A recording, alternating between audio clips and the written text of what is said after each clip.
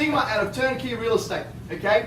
Once again, Darren, I'm stressing it. This is not a pitch, okay? It's not a pitch, guys, but this here is kind of about Ohio Cashflow, okay? So I'm gonna openly tell you that, but it's about Ohio Cashflow because I own that company. I started it from scratch. I'm intimately involved with it. I love it. I breathe it.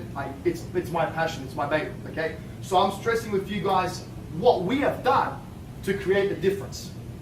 Now, based on what you see here, right, you can take anywhere, okay? So what you see here, you can take that anywhere.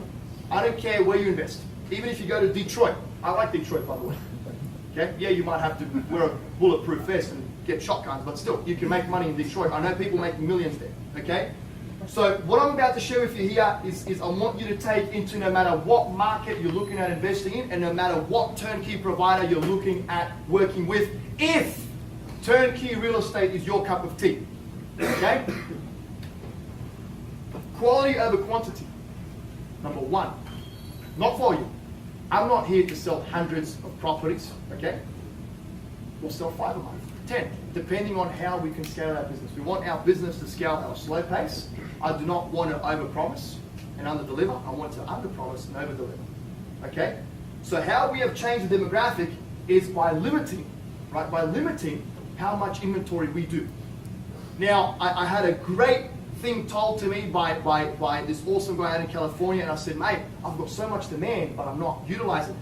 I'm starving my business. I could be selling 30 a month, 40, 50, be the biggest turnkey real estate company in the country. He said, you're not starving it, you're keeping it fit. And I'll never forget that. You're not starving it, you're keeping it fit. You're offering a genuine product, you're offering a genuine service, right? It's better to lose sales than to sell shit, right? Makes sense. So quality over quantity. Only work with selected investors, a limited amount of investors, okay? And in selected areas.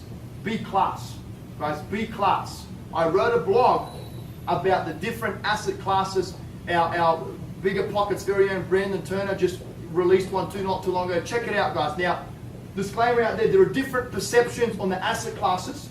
My perception of a B class area, right, is probably going to be Donald Trump's of a Z class. Now, I wasn't raised with a silver spoon in my mouth. I'm a blue-collar working class guy, so are my parents, okay? So what I personally consider a B-class area would be a home built in the 40s, 50s, and 60s, okay? Before the global financial crisis, it was predominantly owner-occupied, okay? That area was owner-occupied. A lot of these folks lost their homes to foreclosure, okay? They went underwater, the banks repossessed them, and then smart investors like myself and others saw the opportunity and bought up these homes. Now the key factor with these areas and these properties is they are located within good proximity to infrastructure. Okay, I'll give you Toledo as an example. ProMedica Toledo Hospital is what? They've got money, they're growing, right? They're gentrifying the entire area. This is a B-class area because you're always going to have a great exit strategy. You can sell it to an investor because the cash flow works, and you can sell it to an owner-occupier because it's within close proximity to infrastructure. So people want to live there, people want to buy there. And before the GFC, it was predominantly owner-occupied. Does that make sense? Okay, so that is my perception of a B-class area. Okay, Toledo ProMedica Hospital is one, sorry, let me just recap a little bit. Washington Local School District is another. Okay, we've got the Jeep and GM Powertrain is another one. And we've got Toledo University, which is the 4th one or the 5th one. Okay, so located within good proximity to infrastructure. Built in the 40s, 50s, and 60s, a mixture of homeowners and owner-occupiers. You drive through this area, there are no boarded up homes, no vacant homes, or very few vacant. I mean, Dominique and I lived in these areas. We actually just sold one house in one of these B-class areas. My freaking tenants were my neighbors, okay? So if I'm a pig, right, pig properties or bigger pockets, you come and say it to my face. Okay, so properties sold at or below market value. I'm proud to say that I do not know of any other turnkey company in the country that can pride themselves on saying that. Okay, and that is huge to me. That is huge to me. Okay, because if you are buying a turnkey product, I do not believe that you should pay more for the service that comes with it, right? I don't believe in that. I think that if you are going to buy a turnkey product that is renovated and tenanted on your behalf, you should, in the worst case scenario, be paying market value for it. Okay? Now, if you're paying more than market value for it, then you better make sure that that property management company is the real deal and they are going to execute in the right way and get you a good return on investment. So everyone out there that's selling properties for more than what they're worth, that is fine, but make sure that the property management is in order. Now, I do not know of many companies that offer a turnkey product that are selling properties at market or below market value. Okay, I just don't know. If anyone knows of them, please let me know because I want to learn a thing or two from them. Okay. In-house property management that does a nickel and dime, guys. The biggest and best company in the country right now, Memphis Invest, they've got in-house property management. Why do they have in-house property management? Because they control the after-sale process once they've made a sale, right? That investor's destiny and future is still in their hands. They haven't made a quick buck and passed you on to a crappy property management company. They want you to do well. They want you to make a good cash flow. Because if you do, you buy more. Word of mouth and referrals are the best way to grow a business, right? And getting a good reputation, right? Before, people used to call me and say, oh, you're a cool, crazy Aussie guy, I had to give you a call, right? Now, people call me and say, shit, I saw you on the Better Business Bureau and on TurnkeyReview.com and everyone's freaking praising your name. Great, love it, okay?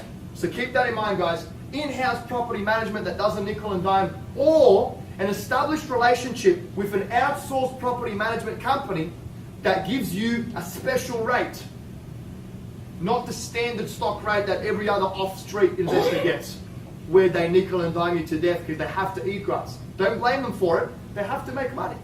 So it's not in their interest to keep a tenant staying and paying. They want turnover because they get 1.5 months rent for every single time the property is turned over. Make sense? So that would be something with the property managers.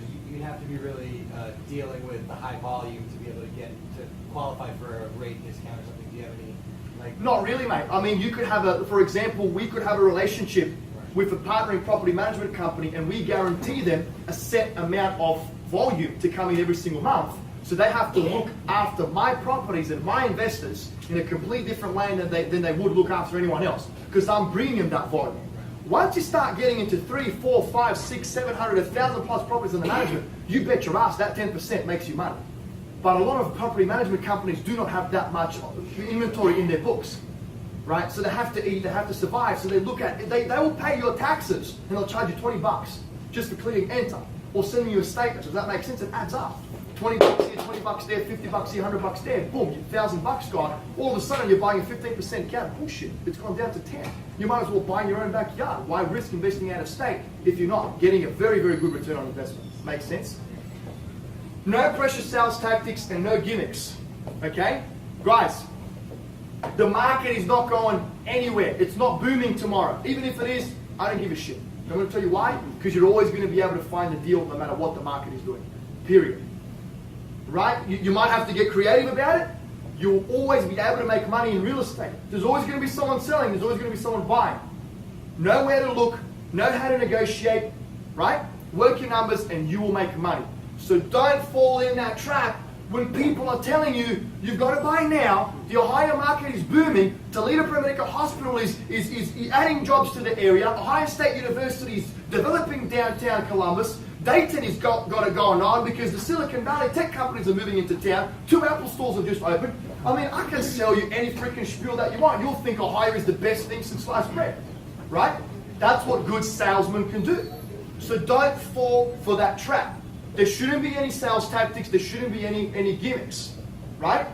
A good company will present who they are, what they do, what they offer, the after service they provide, right? And leave the decision up to you. When you want to take that next step, take the next step. If you don't, that's fine. If you have any questions, feel free to come forward, right? And that's the way we have ran our business, and that's how we've established what we've established to date. Okay? There's more to it, but I'm kind of sick about talking about us. Okay? So, key. This is another one. Don't forget this. Okay?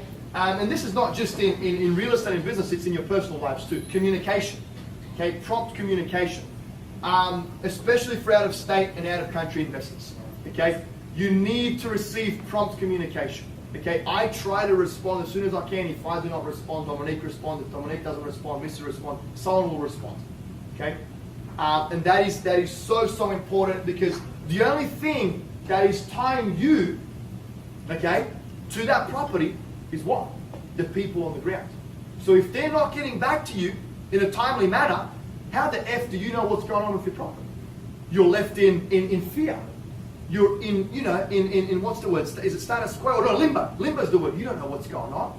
Now, even if shit hits the fan and you're losing your ass on the deal because a tenant is vandalizing it and whatnot, but I give you a call and I tell you, dude, it's the worst call I have to make. It hasn't happened to date. Well, we have to evict a few people, right? But at least I'll let you know what's going on, right? And you want that. You can actually take measures to resolve the issues. But if there's no communication, how can you fix it? You can't fix it.